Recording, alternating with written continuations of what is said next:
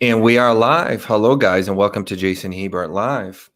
If you are not familiar with the show, what we do here is we interview the families of either missing persons or unsolved crimes in an effort to help find some kind of closure, bring answers, spread awareness, pretty much help any way that we can. So if you're not familiar with the channel, we do that at least a few times a week here. If you want to help try to solve these crimes, the show, as you can see, is interactive. You can ask questions in the chat to the guests, so you're able to get the story directly from the horse's mouth versus just watching some third party tell their version of it. So go ahead, click subscribe, set the notification bell to all, and you will be notified every time we go to upload a new video and a new interview. And we do more than just the interviews on the channel as well, but we do primarily focus on those. Before we get started, anyone who watched our previous interview with Anna Williams will know this wonderful man. This is my co-host who goes by Mr. Grotto. Good evening. Salutations, everyone. I hope everyone's doing okay tonight. And for the people who've been here a while, it was nice chatting with you before it started. And of course, thanks for having me on, Jason. No problem. Thank you for joining us, Grotto. For anyone who's not familiar, he is an integral part of the channel, does a lot of behind the scenes stuff. And as you see, he also is on camera as well. So a lot of the cases that we do, we're kind of bringing them to light. A lot of people don't know much about them, and we kind of go over the basics. So while we will go over the basics on this one, it is a much more well-known one. So we're going to kind of summarize them pretty quickly in the beginning, because not only have we already done that in the previous interview, but probably the vast majority of you are probably aware of the basics. But I will go over a quick entry on that's online, Wikipedia, just to give you guys the basics in case you're not familiar with anything with the basics. And then we will bring on Mike and Becky Patty, who are Libby German's grandparents. So give me just a moment here. Grotto, are you going to, as I finish this, did you want to play that audio before we bring on Mike and Becky? Did you want to do the down the hill audio? Is that what you're talking about specifically? Yeah, just for anyone not familiar with it so they can hear the voice. Sure, absolutely. Okay, while you get that loaded up, let me give you guys the basics here. So at 1:35 p.m. on February 13th, 2017, Delphi, Indiana, 13-year-old Abigail Williams and 14-year-old Liberty Rose Lynn German were dropped off by German's older sister, Kelsi, at a trailhead on County Road 300 North, west of the Hoosier Heartland Highway. The girls were hiking on the Monon High Bridge over Deer Creek among woodland in remote Deer Creek Township. At 2:07 p.m., Libby posted a photo of Abby walking the bridge. After this, they weren't heard from again. They were reported missing at 5:30 p.m. after they failed to meet Libby's father at 3:15 p.m. The families initially searched for the girls themselves before calling the police. Authorities who quickly searched the area did not initially suspect foul play in the disappearance. However, this changed when the bodies of the girls were found around noon the next day, about a half a mile east of the abandoned Monon High Bridge. The bodies were about 50 feet from the north bank of Deer Creek. Police have not publicly stated nor released details of how the girls were murdered. As early as February 15, 2017, Indiana State Police began circulating a still image of an individual reportedly seen on the Monon High Bridge trail near where the two friends were slain. The grainy photograph appears to capture a Caucasian male, hands in pockets, walking on the rail bridge, head down towards the girls. A few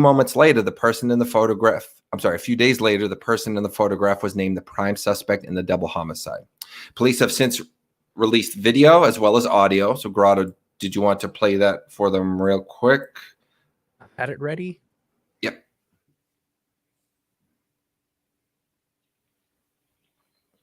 I can't hear it on my end, Grotto. Well, that's because I didn't have it ready. I was being facetious. Give me just a second. Sorry, guys. Oh. One moment. Just give us one sec. Okay, I'll go on a little more while you pull that up. So yeah, on February 22nd, law enforcement released an audio recording where the voice of the assailant, though in some degree muffled, is heard to say "down the hill."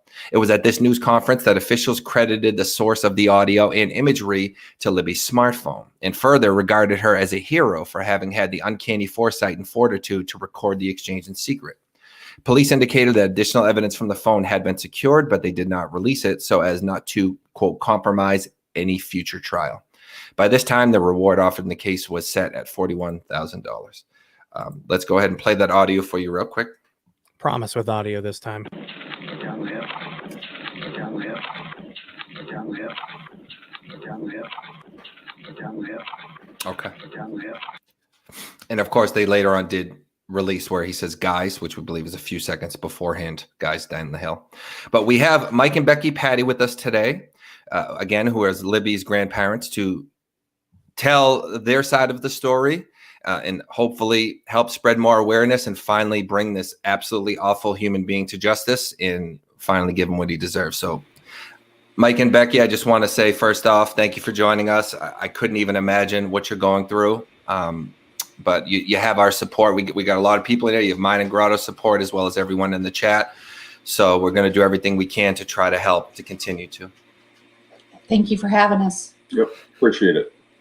So you've done quite a few interviews. So I don't want to make you repeat too much of some things that you might be tired of saying over and over. But do you want to kind of give us a little bit of the basics about Libby? Just tell us a little bit about her, and then maybe take us through that day, where you guys were, when you found out, what you did, kind of take us through the timeline of that day from your perspective. Well, I did send you some pictures of Libby, so maybe you could get a little feel for how she is. Yeah. She loved to have fun. She loved the world.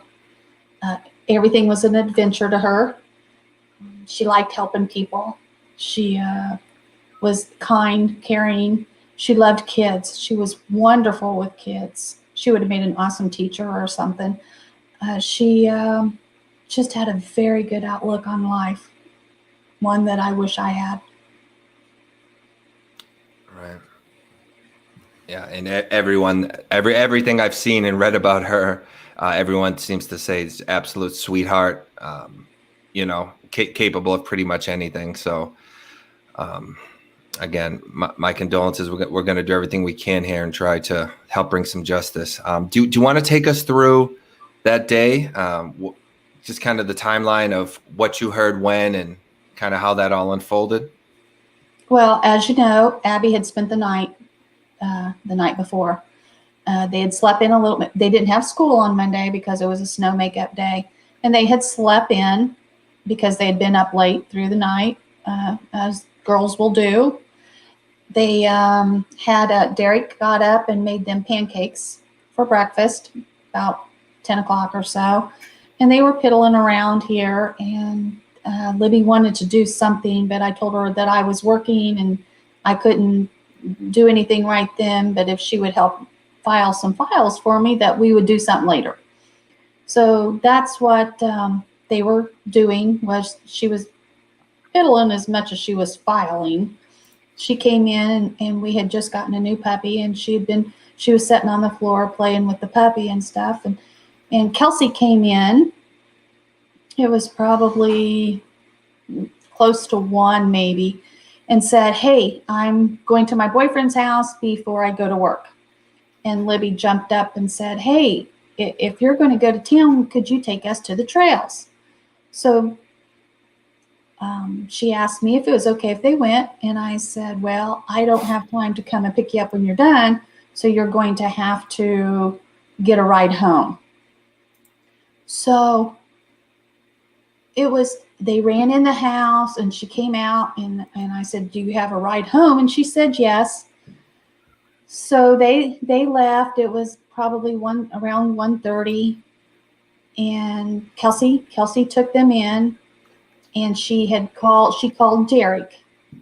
He had left probably 20 minutes or so before the girls did to go take some pictures that I had lost, to retake some pictures for me. And he was going to Frankfort, which is probably a 40-minute drive from here. He was going to spend half an hour taking pictures and come back. So we knew that when they went, it would be an hour and a half, and he would pick them up on his way back through. So he had called the girls, and Libby didn't answer.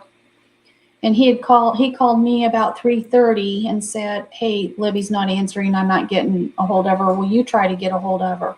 So my daughter, Tara, she works here with me. And so both of us started calling, texting, FaceTiming, all the different things that you do.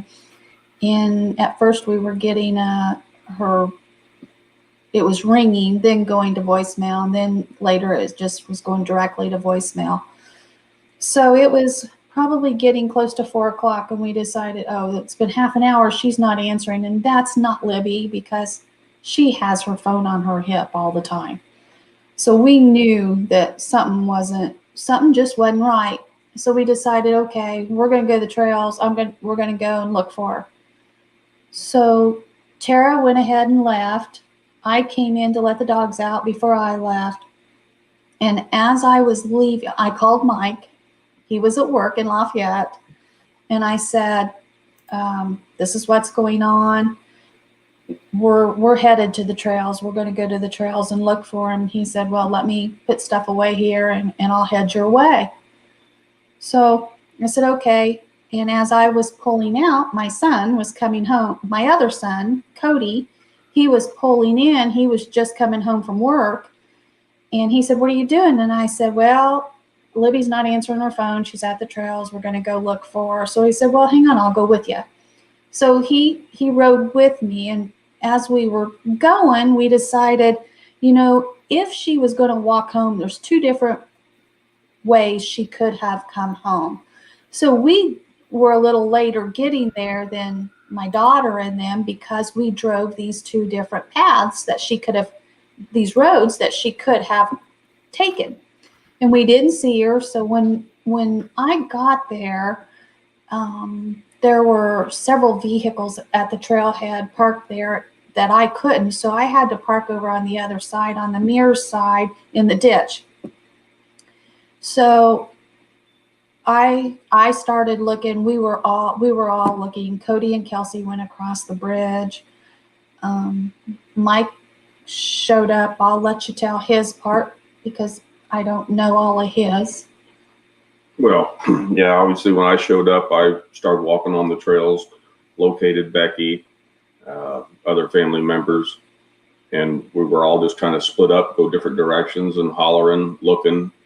Of course, by the time I got there, it's a half-hour drive or so from Lafayette, so it was 4:30. I spent a half an hour. Becky, by this time, was on the phone, I believe, with AT&T, trying to get them to ping her phone. And she just told me, she goes, honey, it's going to get dark soon. We should call the police. So I went back up to the top of the trailhead where I was parked and called the sheriff's station, actually, is what I did, dialed in direct. And just said, hey, here's the situation. I got back out of my truck and walked down through the trail and headed up towards the Freedom Bridge. And by that time, there was 2 officers walking across. They were already out there. I mean, as soon as I called, they must have radioed out, and 2 officers come up and asked if I'd seen anything. I said, no, they hadn't seen anything. I said, well, let's continue to fan out and look. I said, they're, obviously somewhere. And at this time, somewhere through that, they called us up to the police station because it was starting to get dark. And so we went up there. Once we got there, of course, they're collecting as much information as they can, and then they wanted any electronic devices. So Kelsi was there. Kelsi and I came back to the house to actually gather anything, a laptop or, if there was a tablet of any sort. All the electronic devices, we took them in so they could comb through them. And somewhere in the midst of this, obviously, it had hit Facebook and social media, and there was all kinds of people starting to come out throughout the town because it's dark. I went out and started driving around, just trying to hit common spots you think kids would go, parks, around the school. There was a basketball practice going on at one of the auxiliary gyms. Somebody called in and said they thought they saw him there. So myself and another officer went down there and walked through that. Of course, there wasn't anybody there. Or there was people there, but obviously not Abby or Libby. And headed back up to the police station. And at some point in that, WLFI TV 18 showed up, and they were doing some interviews with us. I just went on and said, hey, we can't find them. We're out searching. And then more people just started showing up, and I continued to drive around Delphi. Becky was at the station. Anna showed up there at one point, and they were taking care of all the business there. I was physically out looking, just driving around, again, looking in all the nooks and the crannies, things where kids might hang out. And then ended up reporting back to the sheriff's station later. And then it was a little after midnight. They called me back, and there was a whole group of them sitting there, and they said, we've decided that we've got, for safety, it's a group decision, we've got to cancel the search for the night. And at that time I begged them not to, and I said, they don't have coats, they're not dressed for, the temperature's dropping. And I asked them then, I said, will they make it through the night? Because we're thinking that maybe they're, hurt, broke a leg, or, and what they said to me at that time was, well, they have youth on their side. But I found out after Mike picked me up, after they did that they really didn't stop searching, because a lot of them reconvened with the fire department, and they continued more search. Yeah, I think I ran you back home, because I said if she calls or something home or shows up there, we want somebody here. And I went back in to the fire station, and the majority of the official searchers were still there. And they asked me, hey, what do you want to do? And I said, well, I want to find them. And they said, okay, let's go back out and let's light up that creek. So we kind of started at the bridge and worked our way back towards town. And I don't know how many there were, if it was 20 or 50, but both sides of the creek, we had people walking, flashlights, everything was going. And of course, that probably went an hour and a half, maybe 2 hours, time we got back to the fire station again. And I said, all right, looks like morning it is. And I continued to drive around town till about 3:30, just hoping to see something, and came home. And then we convened back there in the morning, probably about 7 o'clock. And actually, I got with one of the local firefighters and jumped in a canoe and floated down creek from the Monon High Bridge down into town. And then I can't remember how, I think I got a ride. Somebody gave me a lift, like on a Ranger or Gator or something, back up to the fire station. And by this time, it's right around noon or whatever time I can't remember. But I heard over the radio that they possibly found them. And I think I must have heard the location, because I drove straight out to the trailhead. And Becky was already there. Yeah, the whole family ended up getting separated in all the search units that they had, the search groups, because they had like a fireman or somebody with each of the groups that had a radio and everything. And Tara was with me. Kelsi was with another group. Derek was with another group. Mike was where he said he was. And we were clear out, not very far from our house, in this big old field. And I thought, boy, this is pretty dumb. She ain't gonna go through this field. But they did a grid search. So we needed to walk this whole field. So we were just finishing our grid search. And a friend of ours, her husband was in another group, and he had called her, and she come running back and said, they found him. But she wouldn't tell me anything more than that. So we went running back to our vehicle and went to the trailhead. And at that time, I went up to a fireman, and I said, hey, you need to take me to Libby. If they're hurt or something, they're going to need us. She's going to be cold. And he kept saying, Becky, they haven't found him. They haven't found him. I said, yes. I got a call. They found him. So when I found out, a lot of the firemen and stuff didn't know yet, because it took time, because this guy called his wife this friend of ours, he called his wife, but they still hadn't gotten a hold of a fireman to let anybody know yet at that time. So that's how I had to jump on knowing. And he just kept saying, no, they haven't found him. They haven't found him. And I remember turning around, and my sister was sitting there, and she was just crying.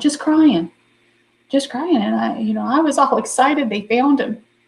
I just needed somebody to take me to him. And all she kept saying was, I'm so sorry. I'm so sorry. And I didn't understand what she was saying. And why are you sorry? They found him. And she was in one of the groups that found them. So she knew, and she couldn't bring herself to tell me. But about that time, Mike come up, and he took me over. I remember him taking me over to the truck, and I was sitting there waiting, and I saw these guys in their swim gear and the divers. Some of them had come walking by and stuff. And the next thing that I saw was the coroner's van come driving by, and that's when it hit me that this isn't going to be good. Okay. And I just want you guys to know you're doing an amazing job representing Libby. If you need a moment at any point to step off camera or anything, by all means, don't worry about that. Grotto. So, just with everything you guys have talked about, a couple of the questions from the video have been answered. One of them was who found the girls. Some people had thought that it had been a specific person, but it was a group of people, correct? There were actually a couple of groups. There were groups on both sides of the creek, and they were kind of like just across from each other. So it was kind of about the same time. All right. And has anyone like wondered at all who contacted the media so quickly that day when they went missing? No, but Well, it was all over. I mean, I don't know who specifically did, but I saw several people from where I work at Caterpillar. They took off work that day and were there. I mean, I can't tell you how many I saw, but if it was, 20, 40, 50 people, my coworkers just showed up and said, hey, Patty, we heard we're looking, we're here to help. And so they were at that fire station, in Delphi to get put into search parties. And, well, the media originally, the night that they disappeared, we actually have a nephew that works for the local news channel here. And I think, of course, it went around our family pretty quick. And I think when he heard, he's the one that originally came up and it ended up on our local news. And then I don't know how it spread from there. Okay. So before we went live, we were taking questions, telling people if there's anything they want to ask, feel free. And we spoke about this a little before we started. A lot of them we can kind of group together. And a lot of these, the answer is just simply going to be that you don't know because you don't know. But so I'll kind of group them all together. Is there anything that you feel that you want to say about whether it be a theory about how things happened, a person of interest, anything along those lines? I probably got about 30 different questions, all specific people. I don't want to put you, what do you think of this guy? What do you think of that guy? I don't want to put you guys through all that. But is there anything there to uncover that maybe isn't, super public yet or anything? As far as what way you guys are leaning, what you're thinking happened. We've had people say, do you think there could have been two people, which I know there's no evidence of. I'm just trying to group everything together for the sake of. Or are you convinced that it's someone local? That's a lot of the questions. That's another one. That either specific people, or are you convinced it's someone local? Well, I don't want to exclude anybody or anything because the police may have more information that they truly haven't shared with us that says, because they come out and said they believe he's local or has local ties. And just due to the location of the area, you know, one would, with common sense, would think, yeah, the person's been around there, you know, at least a time or two to just understand the lay of the land per se. But I don't want to, you know, kind of put blinders on and say we're only looking here in Carroll County or around Delphi, because we all know, you know, I can jump in a car tonight and in the morning, you know, but don't drive too fast. But you know, you can be on a coast. You know, you could be in the south. You know, you go down to Florida. You could be on the East Coast. West Coast is a lot longer drive. But I'm just saying, the person could be anywhere. Now, is he still here? I don't know that. The police may have enough information to make that statement, but I don't want to just confine the search area or the thought process of where this person could be to just Carroll County or Delphi. But I certainly want to look here because it's, you know. We've also learned not to get our hopes up, you know, and we're not going to tunnel vision. We don't have that option to focus in on just one person, because I'm not going to take the chance of missing the right person. Absolutely. So we're always open. Local ties. Is it somebody that likes doing trails and is aware of trail systems, looks up different trail systems? You know, there's several trail systems in different communities around us. So there are so many scenarios. And as for one person versus two people or more, every one of those scenarios goes through our mind. You all know what we know, and we know what you know. You know, we play them all. We don't rule anything out. We don't focus on any one. And hey, Gray, and as that kind of leads into Gray's question. Actually, what you were saying, I was thinking that was. And just so everyone knows, Gray's a friend of the channel, and he knows Mike and Becky. They're friends. So I wanted him to say hello to them, and for them to know he said hello also. But once this show ends, if you have anything that wasn't talked about or other questions, Gray is going to be doing like a Delphi call-in at his channel. So it's kind of separate from this, but he's doing it kind of as an extension to this, just to talk about it more, just so you know. But so Gray Hughes Investigates asks, how do you feel about the work of law enforcement in the FBI? I know it's on screen there, but some people are only listening, so I try to read it too. Well, no problem. That I can tell you that they're still diligently working away at it. There's still a team of people, albeit it's not 100, you know, FBI and state and county and city officials like it was at the onset of this, and then for the first, you know, month or two there, that was just onslaught into Delphi. But there is a team of dedicated people. Obviously, I talk to the investigative team probably every. I mean, it's not a regular basis that I do it, but probably every 3 weeks, you know, 2, 3, 4 weeks, just intervals. Something comes up. If somebody calls me with something, I always tell them, say, you know, I'm going straight to the investigative team with this. You know, some people just don't feel comfortable either calling it in or whatever. So I kind of act as a, you know, I say, hey, can I have your contact information? Because I want them to be able to contact you. And so that's usually why I call them, or I just call them and say, hey, you know, is there any updates? Where we at? How's this? You know, I ask, how's this COVID thing affecting the team effort? You know. And so obviously they were kind of split up and working some remote locations, but like the state police still had a couple guys working on it. The county still has 2 or 3 guys working on it. They're all still doing that pretty much full time. I mean, they got other duties that come along as well, but they are just maintained and focused on it. I mean, kudos to them. They're staying after it. And I'm hoping that they're drilling down on leads that are going to lead us to where we want to get. But they're obviously not going to come out with me and say, here's our top 3 candidates, Mike. What do you think of these guys? You know, they can't do that. And they won't do that. I don't want them to do that. I want to protect them, because when we make an arrest, the second step of this is the prosecution. You know, right. That's most important, right? Yeah. I mean, we get the guy arrested, have enough evidence to make sure it's the right person. We got the right guy. And then the prosecution takes place. And so having, you know, anything that could jeopardize that, I don't want that. You know what I mean?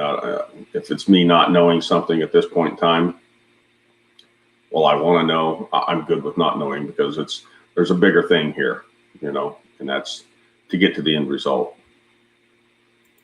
Okay. And I want to, Grotto, I would like for you to get a question and also, but let's get this one in quick. So I've got that as part of a whole group of questions. Okay. Well, then you can take over here. I and have I'll go over every it. single question every one of you have asked. If you've diligently done @Grotto on here so I can easily see it, or if you've asked it 15 times, I've gotten it by the third, I promise. So kind of on the topic of the investigators, some people believe that they need to release more information in order to either keep the case not cold anymore, or to bring more attention to it, that would somehow pressure them to make an arrest. Also, people have asked, will there be a 4-year press conference in February? What is your opinion on that? And does it kind of tie in with how you said you don't want them to release more information because it may give, the person more of a heads up? Well, obviously, I don't know all the information that they have, whether it's, you want to call it evidence or information, in and around this case. And that's truly for them to make that call on. Obviously, I would support anything to kind of expedite this whole process. Of course, we're coming, like you said, just up on to 4 years. These guys they're professionals. They're using, the tools in their tool belt to kind of solve this case. And if they feel that there's information that's pertinent that can be released, but they still have enough kind of in their hip pocket to go through with the prosecution, we're definitely in support of that. Now, I haven't talked specifically to them about the 4-year thing. I just haven't, that conversation hadn't come up yet. I'm going to kind of lean on law enforcement that kind of help direct that, you know what I mean? I'll ask for it, I guess, if you would, I'm going to ask the question, hey, what are we going to do? Are we going to do something? Is there anything else to release? But it'll be their call kind of on that. Certainly. So another kind of question with the way you guys described it happened. Obviously, it was a snow day for the girls for the district, I believe.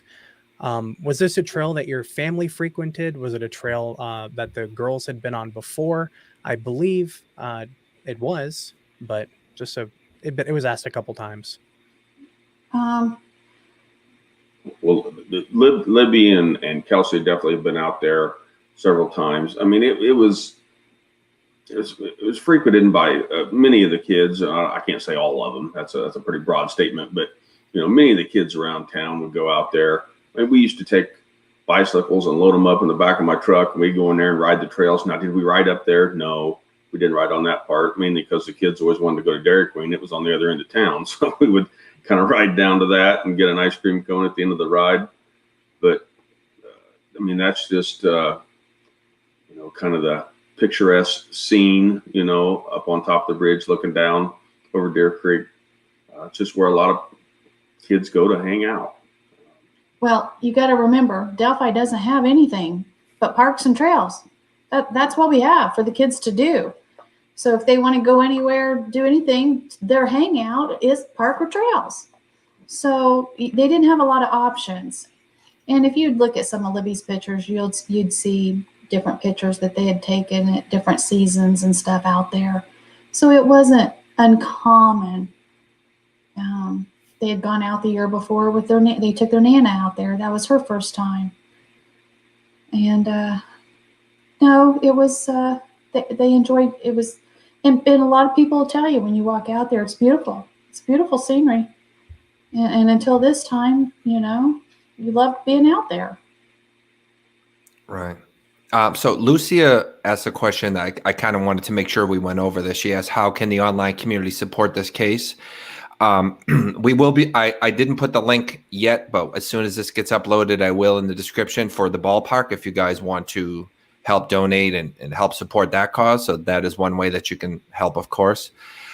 Did you want to go over anything else people could do? Are there any other ideas you have for anyone that's maybe, watching on Facebook, YouTube? Is there anything they could do to help you guys and take any of the load off what you're doing and dealing with? what we ask is, in the beginning, we did a flyer campaign, and our goal was to send flyers to every state, every town in every state. Well, we were sending out just piles and piles and piles of them, which is fine, which is great. I didn't want him to go to a gas station or a store or a restaurant anywhere and not see his face staring at him. But we switched sketches, so now we need the awareness out there. It's we may say, oh, I can't believe this, but there's still lots of people that don't know about our case. Many places that we go to, and we always wear our Abby Libby shirts, and it strikes up conversations. When we're standing in line at places, I had a lady that was walking past me one day and stopped me and said, what is this? So if you know, something that you can do, that all it does is take a few seconds, even though you can't do it here very well with COVID. What I would ask people to do is, if you're standing in line at the grocery store, if you're standing in line at the movie theater or something, and somebody, you kind of strike up a little conversation and just say, hey, I'm trying to get this out there. Have you ever heard about Abby and Libby? It's free. It's free, and it just takes a minute of your time. If you could just spread the word, if you could tell one person each day that hasn't heard, and if they could tell one person each day, it would definitely be out there. Yeah, that's a great point. That continuing to spread that information out there, because I truly believe that somebody out there knows something. They may think it's not a big deal, or it won't make a big difference, but that might be the piece that's able to link two or three things that the law enforcement group or the investigating team has, and they're just missing. It's like missing a couple pieces to a puzzle. You really can't finish. You need your outside corners to kind of get going, and start up building the puzzle. And somebody out there, whether it's a relation of theirs, an aunt, an uncle, a brother, a sister, a mother, a neighbor, a coworker, somebody's got to say, you know what, that sure looks like, the guy I work with. We'll call that information in. Let the investigative team check that out. I mean, that's what it's going to take. And try to be as descriptive as possible. And it's better if you can send an email, because then law enforcement can correspond back with you, and they can ask you questions, follow up. Like, where's the guy work, or where's this person work, where they live? Do you have a license plate number? Any of that kind of stuff. And then they can kind of run through all their, go back to the FBI that's involved with it. And they have a huge database and set of resources. They can check somebody out without them even knowing about it, So that's the big way to help, is finding that person that's willing to step up and say, yeah, I think I know who it is, and I'm going to turn that information in. Because it's, like I said, it's been 4 years. This person's walking around basically a free man, and our girls aren't, and it's not right. And another thing, a lot of people thought about it or something at one time, knew about it, maybe had an idea and thought, oh, and they think he's been caught. There's a lot of times you'll say something to somebody and they say, whoa, I thought he was caught, because of all these different people that pops up, and they think, oh, they caught it. Sometimes somebody will say, oh yeah, they got him. Well, that spreads faster than the no, they didn't get him. So just to remind people, he's still out there. Right. So one thing that it came up in the interview with Anna as well, but it's come up quite a lot in the chat here. And I know this also kind of would fall into territory where you might not know a ton or be able to say a ton if you do know something, but there's still a lot of confusion on the sketches, them looking like different people, who they came from exactly. Do you want to clear that up and from your perspective and with any information that you have? Because that's just something that keeps popping up constantly. Mm-hmm. Yeah. All right. So obviously they are sketches, and we can all look at it and say, okay, the first sketch really kind of looked like the picture of the guy walking across the bridge. But the sketches were made from a sketch artist talking to a person who may have seen people out there that day, right? So is it somewhere between these two? And think about it. If last time you filled up your car at the gas station, who was the person beside you over there filling up their car? No idea, right? Yeah. I mean, if you have a purpose or a reason to kind of remember somebody, then maybe you do a better job. But if you just pass somebody walking on a trail, whatever the case is, and then come back and say, hey, you remember that guy? It's a tough thing to do. I mean, obviously, with everything we've been through, we look at things a little differently now, with a little more scrutiny. But again, it was somebody's memory of a person they saw. And there could be two different people that was walking around out there that day. We don't know, but based on the sketches, there's some similarities. One looks a little older, one looks a little younger, but it was from two people who saw a person out there that day, a guy dressed similar, at least according to their memory, and then according to their memory, this was the best sketch or rendition of how they looked. If that makes sense. I mean, it's going to be between them two somewhere. Either one of them is going to be spot on, or it's going to kind of be between the two, is my guess. Yeah, I think I'm sorry. Go ahead, Becky. Here's how I looked at that. You're really not looking at the picture per se. You're looking at the features, and both of those sketches were done early on. They've had that second sketch. They've had it since a few days after, so that it's been there. But at the time, they were led to believe that it was more this older one, and then with more information that they received and stuff, that was, I think, what was their turn. Their other direction, they realized maybe it was more this one. But you had different witnesses. And here's how I look at that, because somebody did an overlay of the two. And truly, if you look at just the features, they're not that different. They truly aren't. If you just look at the features with an overlay. And then I started thinking about it. Okay, what if one of the witnesses was young? You had a younger teen. Well, to them, everybody looks old. So Right. That sketch is going to look older in their eyes. But if you ask me on a sketch, to me, everybody looks young. They just look like little kids. So if I were given that description, I'm sure it would have had a younger feature to it. So if you have two different age groups given those descriptions, you're going to have two different things. But if you overlay it, it's very similar. He's probably going to be in between those two. Right. Absolutely. And I think Mike makes a really great point that hindsight's always 20/20, right? So when a case becomes this big, you kind of expect that people to have known things, but on the day it happened, you're just going about your normal everyday life. There's no reason to remember anything that's happening.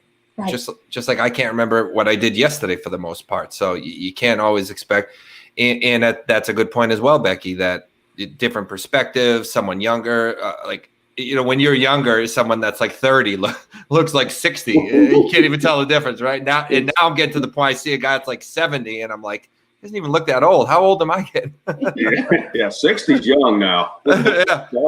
60 is the new 40, or I would say.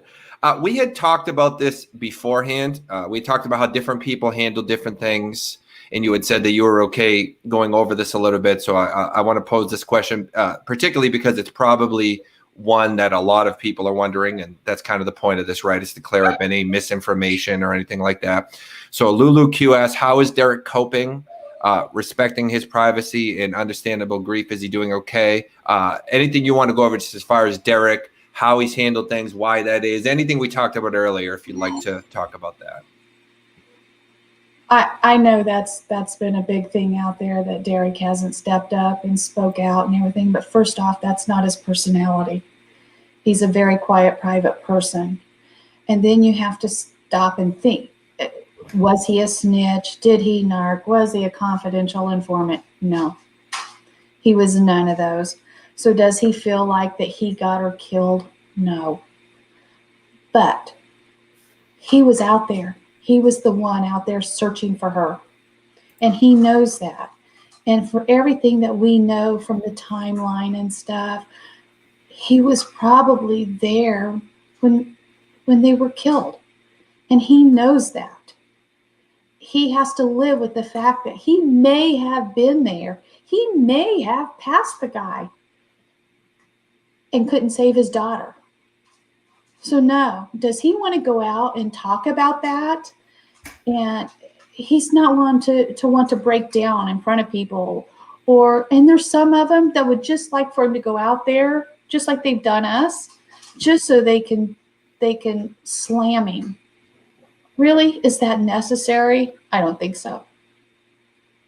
But is he doing okay? Yeah, he stays busy. You know, he's doing carpentry work and a lot of jobs. In fact, that's where he's at tonight. And we have given him every opportunity, you know, and he knows the door's open. And he's a grown man, you know. If he wants to talk, you know, it'll happen. So people think we're suppressing him, keeping him, you know, locked in his room or something, you know. He's bigger than me. If he wants out of his room, he's going to get it, you know. But he does a lot behind the scenes. Yeah. He does a lot that people don't see, and it's not important for them to see. And he's working a lot on the park right now.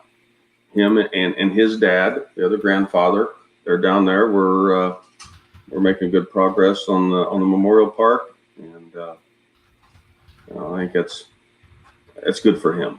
You know, I know it's good for me when I'm down there working. I get tired and frustrated, and I just look up at the memorial sign and I remember why I'm down there, and gives me a second breath. May not last as long on the second breath as I did the first one, but it certainly does. Rado, do you want to? Yeah, I've got, well, by I mean our lovely viewers have quite a few questions for you. I've got your faces on so many monitors right now. I'm going to make sure to look at the right one. So earlier you guys mentioned that obviously you're exploring every avenue.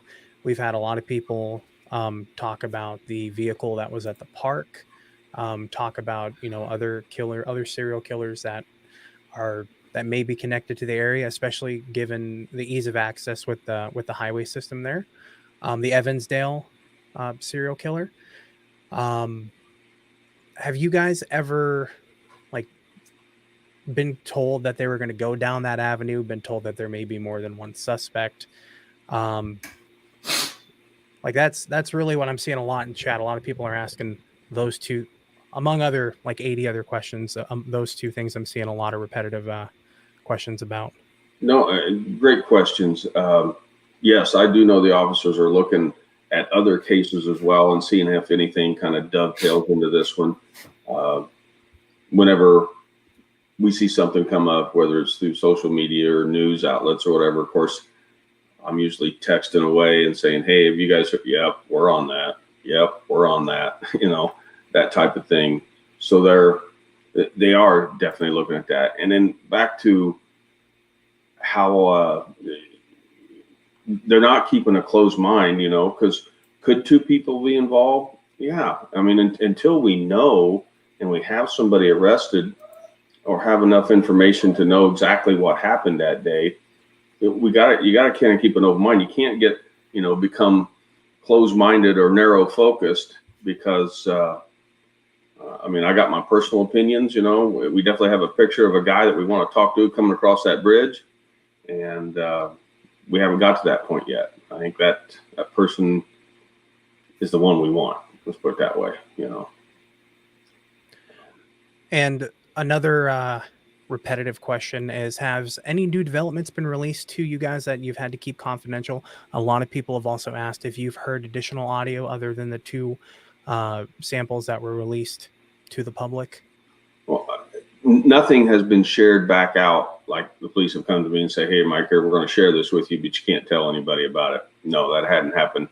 Because there again, that's all back to the integrity of that. Because think about it. If the defense found out that the police is leaking stuff to me or sharing stuff, then it could screw it up. And I've told them I don't want to, well, I want to know, you know what I mean? Because it's not like the old Wild West where I can jump on my horse and I'm heading to the next town to find who it is. If that was the case, give me everything you got because I'm going on the hunt. It's just not that way, and I don't want to jeopardize anything for when the day comes. The day of reckoning for this guy. I don't want to have anything jeopardize that. So to expand on that, I actually have another question here. And I think I scrolled down. Jason, did you have something? Sorry. Yeah, no, just about there's a lot of questions on the phone, and these probably are ones you won't know the answer to, but a lot of people asking, do we know specifically where the phone was found? Do we have any clarity as to why it was left there? Did he not notice it? Well, obviously you can't answer that, but do we know anything further regarding the phone? I'll kind of lump it together. Only thing, no. It's not like they come out and said, Mike, here's exactly where it was, and here's where we found it. Here's how we found it. But my assumption is it was found right near the crime scene, and what happened to it was, did Libby have it in her pocket or tucked away, or did she drop it? And it was a wooded area, so there's plenty of leaves and all that stuff, around. Did it just kind of get shuffled under the leaves and couldn't be found? That could be the case. I don't know exactly how it was found or where it was. And one thing that Gray actually helped me out with when I was first starting to learn about the things is I saw the water, and I saw other people say, kind of assume that it was like really deep water. And I was thinking, well, if they went across the water, how did the phone not get damaged, such and such? But Gray was actually showing me that it was likely pretty shallow. He was showing me pictures of people standing in it, and they were like maybe up to their ankles, even at the part that looked like it was the deeper part. So as far as you guys know, that's pretty shallow water that time of year from what we know, right? Just it's deeper than ankle deep. So there's or knee deep. Yeah, it probably got up to a couple feet, 18 inches or so. I would, based on what I know when I was down there, and I walked all over that area, after the fact. And I was just down there. I had to go look for, anything I could find that somebody may have missed. I spent a lot of time, let's just put it that way, looking, up and down, and I even climbed trees, looking the forks, sounds crazy, but I wanted to make sure that, not that I didn't trust the investigative team. I just had to do it kind of for myself to know that I combed the area and I didn't find anything. So I remembered my question because I used my notes like a big guy. With what you said as far as protecting the integrity of the investigation, is that partially, or could that be a big part of the reason why you may not have hired an investigator, a private one, or have you actually tried that? No, we have talked to a couple, and we talked to a good one that said it wouldn't do any good to hire one right now anyway. With it being an active investigation, they're not going to give them any more information than the rest of the public has. Well, maybe they could go get in somebody's trash or something, but they're not going to solve this. They're not going to have enough information. So, and besides that, there's a $250,000 reward out there. If there's any investigator that thinks he could solve it, wouldn't he? Oh, absolutely. Yeah. That's that was the response I actually saw to one of the people who asked that question. So great answer. We've had. I'm trying to avoid going certain directions. A lot of people asking about specific YouTubers. We've had everything to what do you think of this particular person or theory covering the case, to psychics, to things like that, to a general question of what do you think of YouTubers who cover the case and stuff, or let's say media people or whatever. Is there anything you want to say in relation? I'm kind of trying to group together questions here versus rapid firing similar ones at you, but you have any comments on anything that has been said in coverage from like a media perspective, whether it be the news, YouTubers, any kind of media? Well, again, it all goes back to kind of the integrity of the investigation. But if you're putting specific people out there, you know what I mean? Everybody's innocent until proven guilty. You know, that's the way our society, our laws work. But my opinion, why would we ever want to tip somebody off? If somebody did think it was the guy and it ends up being the guy, why would we want to tip our hand? Why wouldn't we want to give out to law enforcement and give them the edge? That's why I say, let's just go to law enforcement. Those are the people who are going to make the arrest anyway. Those are the people that are out there on the front line. They're the ones that are going to go in. They're the ones going to build the case. They're the ones that are going to hand it over to the prosecution. So let's give them the upper hand, you know, and feed it that way. That's what I would ask the people to do, and not while you can theorize and you can look, you know, and look for people and try to figure it out, but give the police the upper hand versus posting it out on a YouTube video. And if it is the guy, they say, oh, you know, the old guy says, oh crap, they're on to me. Right. I'm out of here, you know, and he's gone. And you have to always consider that whoever did this could be watching anything you do, right? Including this. There's like 800 and something people in here. So you right now, you can only imagine, you know, if you were someone that did something like this, that you would want to keep up on it, right? So you'd have to be careful. And I, like you said, Mike, you know, there are a couple, and I don't want to call out anyone in particular, and I'm sure people are just trying to help, but there are a couple that have said, not really names, but kind of who people are to people, and said, it's this person that did something. I saw it psychically. And I just want to say, I don't really care if you believe in that or you don't, but I hope if you're putting something like that out there, that at least you really, really believe that, because, you know, you're accusing someone who's going to, their whole life is going to be changed, especially for a case this size. To say it was, you know, the cousin, so-and-so's cousin or whatever. I don't want to say the specific thing this person said, but you got to be really careful about doing that. That's more so just to any media people. That's a good point, Jason. And I hope, and people do, and that's probably what it's going to take, is somebody to recognize and make that step and make that leap forward and put that out there. But let's put it to the police, you know, put it into the law enforcement's hands, so give them the upper hand. You know what I mean? That's what they need. Think about it. This guy's got to be lucky 24/7. All we need is, you know, or he's got to be lucky every day. All we need is one day that we're lucky, you know, and we hit it, and somebody turns in the right information and they're able to act on it. That's what we need. I like. No, I was gonna say, I like that quote. He can be lucky his whole life. We only need that one day. I like that. And then see you later, bud. Yeah.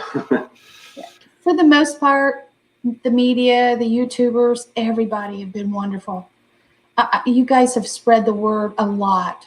A lot of people know about this case because of you guys, and we're very, very thankful for that. There are a few that seem to enjoy just throwing faces out there. They don't care. They know it's not them. Deep down, they know it's not, because they throw a different face out there and say it's this person every other day. So there's absolutely no way that they switch that fast. So there's people out there using that for entertainment. And what they don't realize is they are messing with people's lives. You know, they're going to click off that computer, but those people have to live with it. Yeah. Right. You know, so there's a minute amount that are negative and take away, but 99% of you guys have been nothing but helpful for us. Thank you. I try to be. That's why I try. When I first started doing this channel, I would kind of do what everyone else does. I would just kind of read about it, try to collect from different sources and tell the story. Just trying to help. But very quickly you find that someone will come and say, you got this detail wrong or that detail wrong. And that's why I say, you know what, maybe I should start talking to the actual people involved here versus giving my rendition of it, you know? And boy, do I remember the first one.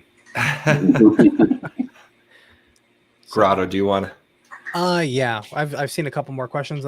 Fortunately now a lot of them are kind of repeats. One thing I missed earlier, just want to make sure it might be covered with how you mentioned they wouldn't release the information to you. Do you know if any fingerprints were found on the phone? Well, I think, I don't know, but I don't know about on the phone, but Tobe in an interview did say, because I was quite shocked when I heard it in an interview, that there was a partial fingerprint or something. So he said, law enforcement has said that there is something. Now, have they ever told us from where they got it? I don't know. Not to me. Well, let's certainly hope they follow up with more or with a lead on that one. And then just kind of more on the girls in that day. Was there any kind of talk in the town or anything about someone maybe following people on the trails before that happened or afterwards? Or did either do you know of either of the girls having any issues with anyone following them at all? Well, the thing of it is, this was in February. Nobody had been out on those trails. I mean, there's some, I do know, I take that back. There are a couple of people that I do know that use them as jogging trails and used to jog them a few times a week, and they have since quit doing that. But for the most part, the kids really, they hadn't been out there since fall because it had been winter. It was just unseasonably warm. I mean, on Friday, Libby was with me, and we were in our winter coats, freezing our butts off when we were out working, because she went with me to do inspections. So I know it was very cold, and I know that there's a picture of Abby on Sunday when they went to the park, the softball park, to throw the softball and stuff to practice, and she had on a jacket then. So the fact that it was as warm as it was that day was, so no. Was there, if somebody would have told me that there was somebody following people on those trails, those girls would have never been out there. Yeah, they both seemed pretty bright. Like they would definitely know.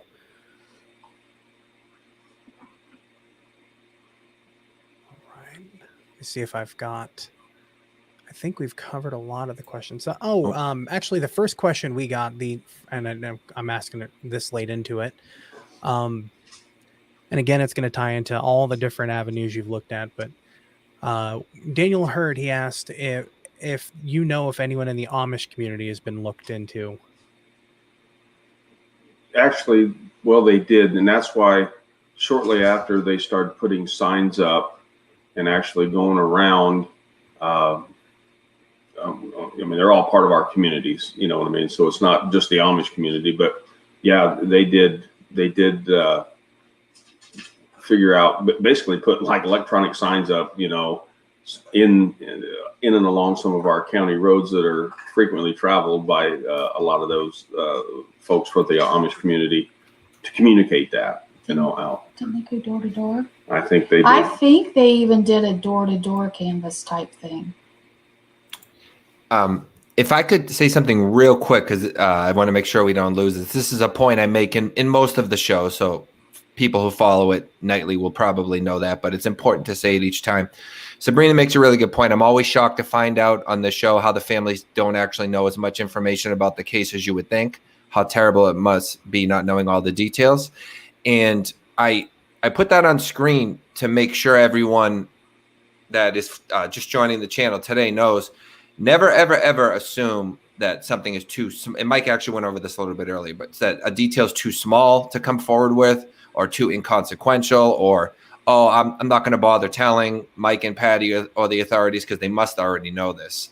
Because like Sabrina just said, constantly, I'll talk to families and I'll ask a question that appears to me to be public knowledge by my research, and they don't know. So everyone doesn't know everything. And like what it takes is putting together, it's like a puzzle, a million tiny little pieces. So it just never assume that something if you know anything, come forward is the point I'm trying to make. All the information is in the description below for both the authorities, the tip lines, Becky, anything like that. So please, anything, come forward. Don't make any assumptions. Yes, please. That's what we need. That's the best help, anybody can give us. We would love to see this thing turn the corner and get to the prosecution state or phase. Be a great way to start 2021, let me tell you, after 2020. Oh, Wouldn't that be wonderful? What a year, huh? So I know Grado's kind of collecting questions in the chat, so we'll let him get a couple more. We're asking as many as we can, guys, but we're already over an hour. I don't want to keep them too long because you got to imagine how emotionally taxing this probably is on them. So I don't want to stretch it too long. But Mike and Becky, I want to make sure that if there's anything you guys feel is important that I don't think to ask, Grado doesn't think to ask, isn't in the chat, maybe a detail that's newer than you've said previously. Is there anything out there that you want to make sure you get across and put out there that hasn't been asked yet? No, but just a reiteration of spreading the word, and like Becky was saying, of course, in today's world, it's kind of hard to talk to somebody at the grocery store. We're all have masks on. We're 6 feet apart. But, that's what the power of everybody pulling together, social media, these events, whether it's, the actual news or whatever, turning that information in and sharing that information. Somebody's going to know something and somebody's going to turn it in. And I guess one other thing to point out is, and Doug Carter had mentioned it, there was a car that was parked where the old, I think they call it Child Protective Services building was, since been torn down. But there was a car parked there that day. We don't have any more description on it other than it was a car that was parked there. And I've asked the police, well, what kind of car is it? I'll be on the lookout for it. If somebody says, somebody knows something about that car, please come forward and share that information, because, that might be, again, that piece of that puzzle that somebody says, okay, it was a, 1974 Vega or whatever, somebody says, yeah, I saw that out there. Then bring that information forward. Please. And I see somebody's asking, they need to give a description. And I don't think they have a good, complete description of the car. It was very sketchy from people who said, yeah, we saw a car parked there. But, there again, you drive down the highway and you see a car pulled over along the side of the road. It's got an orange sticker on it. I remember seeing them, but I don't know what it was. Was it a blue Chevy, 1980 or 2000 model? I don't always pay attention to those. And people that day probably didn't either. But there was definitely a car parked around that building, and any information on that could be huge. Yeah, a lot of people mentioning that the info of that car isn't put on the police website or whatever. So maybe they don't have it, like you said, or who knows, I suppose. But that could be very pertinent information. Yeah, it certainly could. And I know Doug expanded on it, like I said, in that presser. Okay. Well, and that might be something that we could ask them, Yeah. Could you put something about the car on the website because. Yeah, I'll certainly ask that question. That's a good point. Okay. Grado, I want to make sure you get, Yep, try to get a couple more in. I've got a double one right now. Let's see. Let me just grab that. Looks like I actually just deleted it. Awesome. So we're going to go back to the audio again. Obviously, you guys have heard it more times than anyone really should have to.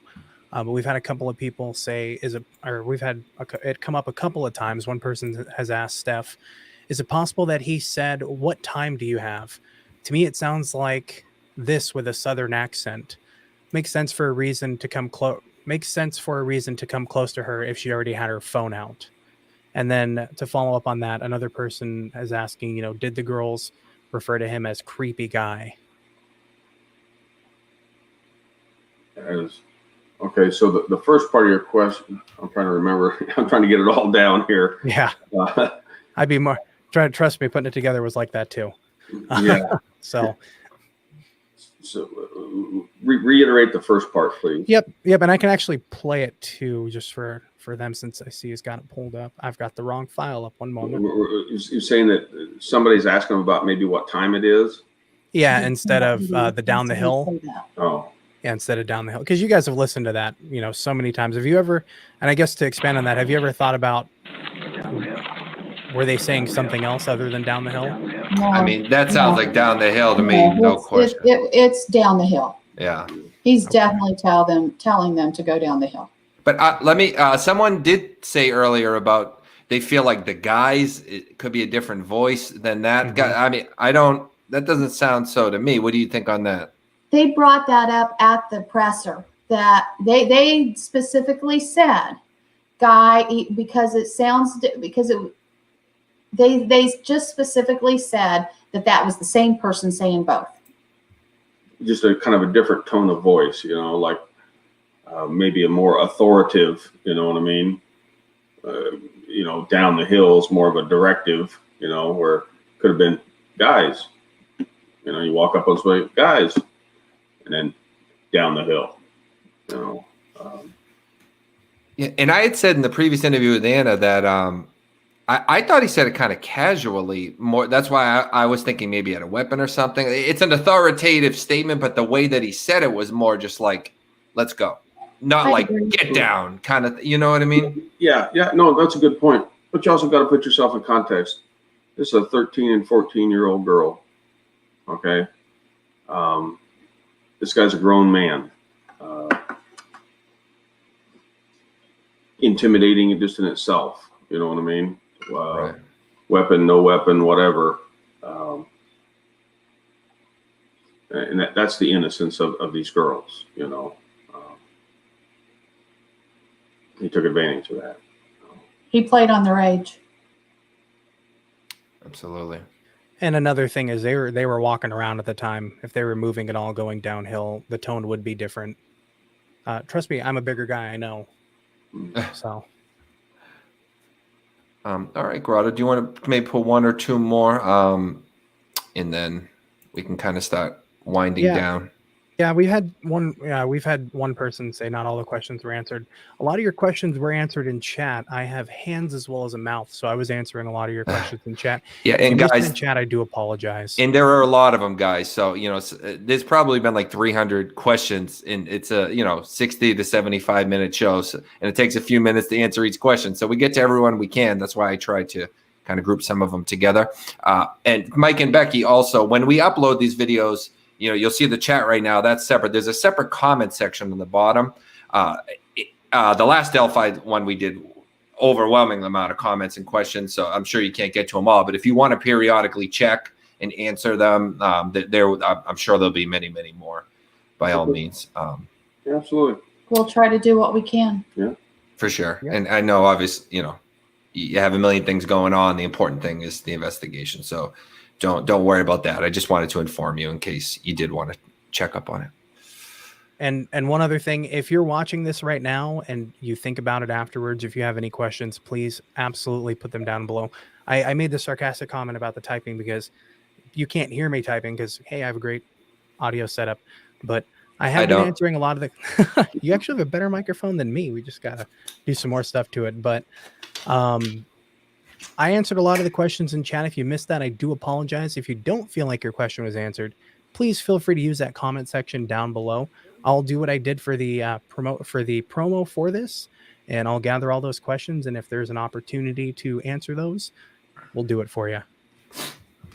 And finish up here. I usually do something towards the end for Mike and Becky where I feel it's pretty much the most powerful part of the video. If you wanted to speak directly to someone who may know information, you kind of already did that. But if you want to just get a direct message to anyone who may be able to help in exactly how they can do so and things like that, we'll finish up there.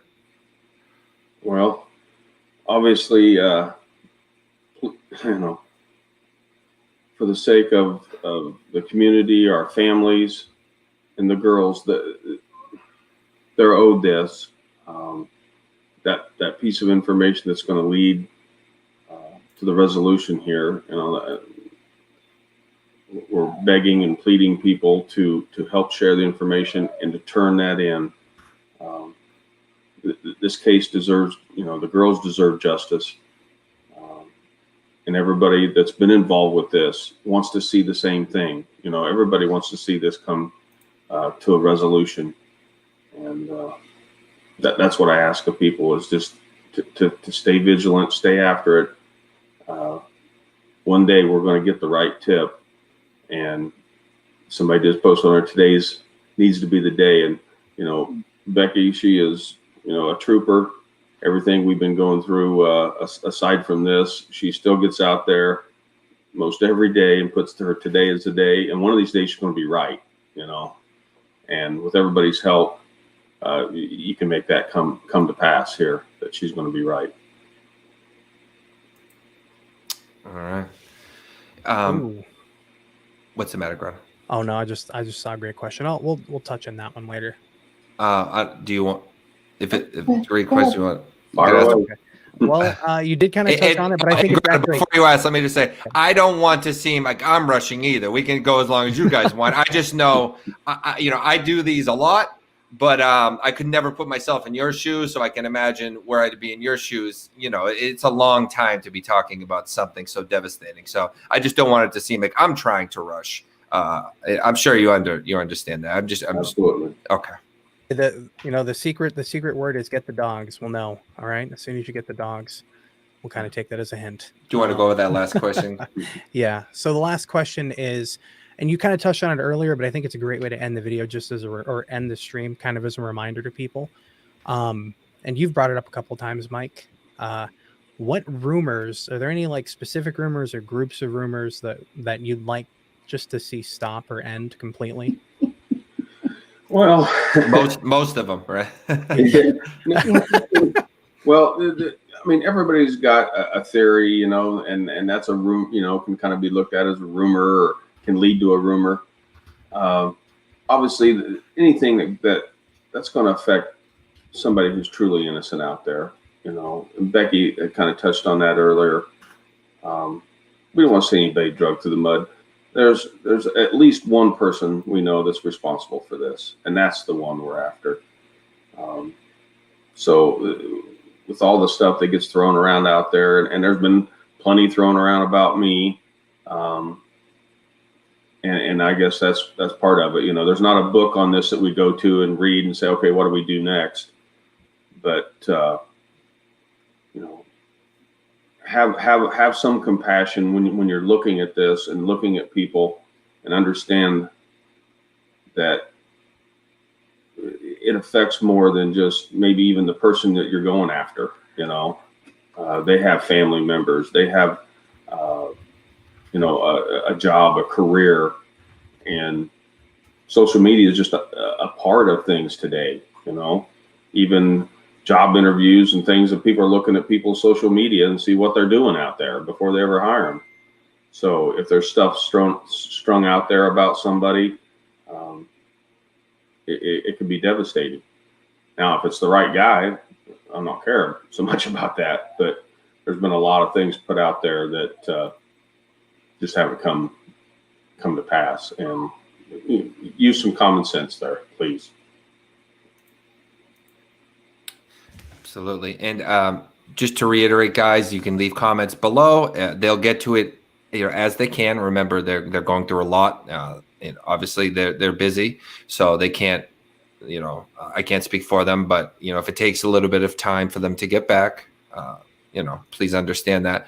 If you want to speak about it further, Gray Hughes is doing a call-in show after this, so you guys can go over there and you say what you thought about the interview, any other theories, stuff like that. You never know what's going to come. If you have any tips or ideas, theories, anything like that. So it will go on further if you want to discuss it more. Grotto, is there anything you wanted to add before we finish up? No, I think that was a great way to conclude this. And just want to say I sincerely appreciate your guys' time here today. And patience as I comb through all the questions from chat. And of course, everyone there in chat, thank you so much for your questions. And this was a very lively but very respectful live chat this evening. Yeah, thank you guys. This actually went pretty well, considering there weren't a lot of, for the amount of people in here, there was not many, troublemakers or anything. So thank you. And Mike and Becky, you did absolutely amazing. I want you to know Libby is extremely proud of you. You did an amazing job. And if anything I can do further, let me know. I want to keep my foot on this guy's neck until he goes down. So anything I can do, just let me know. Well, keep doing it. You guys are doing it. And everybody out there, keep it up. We're going to get this guy. And it's going to take, everybody's collective help to get this done. Let today be the day, Grotto says. That's a great way to finish up. I got it right this time. You got it right this time. All right, guys, thank you so much. Please click subscribe below. Set the notification bell to all. On this channel, we do what you're seeing here. We ask questions directly to the families. We interview the loved ones of missing persons or unsolved crimes in an effort to spread awareness and try to help solve these cases. So thank you so much for joining us tonight. Thank you to Grotto, Mike, and Becky, and everyone in the chat. It was an amazing turnout tonight. So just keep pushing, guys. Put flyers, put everything you can. Social media, if you're in the area, posters, whatever you can do. And if you know anything, come forward. All the information is in the description below where to do that. So I want to say good night to everyone. And thank you so much for joining us, Mike and Becky. You were amazing. Thanks for having us. Thanks. Thank you. All right. Have a great night, everyone. Bye.